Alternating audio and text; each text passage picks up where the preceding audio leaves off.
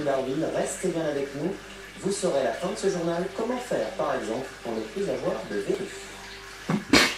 Pour débuter, Ça se trouve, le mot conduit, et tout cela a bien un sens pour les cochons. C'était une grand-mère il y a 30 ans que j'avais rencontré et qui faisait le geste que je viens de faire, qui poussait sa petite fille, qui lui faisait faire 3 fois le tour du calvaire quand midi sonnait, 3 jours de suite. Et c'était parce qu'elle était un petit peu forte, elle avait 17 mois, et elle marchait, mais elle ne se lâchait pas. Autre église, autre croyance, ici Saint-Antoine ermite est réputé soigner les onins.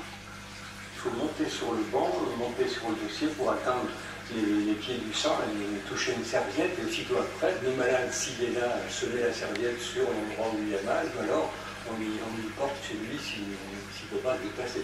Et parfois, les pratiques frôlent la superstition. Exemple. On prend une pièce, on la trempe dans l'eau bénie, et on se frotte la verrue avec, et on remet dans le bénitier. Et si quelqu'un vient piquer la pièce, c'est lui qui aura la verrue.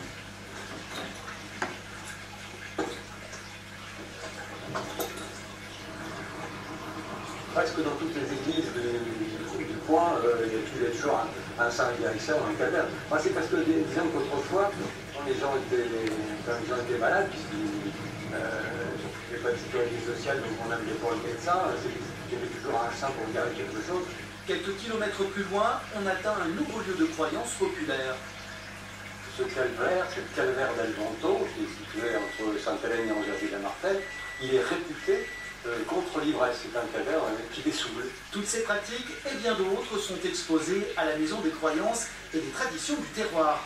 Dans cet ancien presbytère ont également été réunis des objets d'époque en lien direct avec la religion. on balade sur la plage du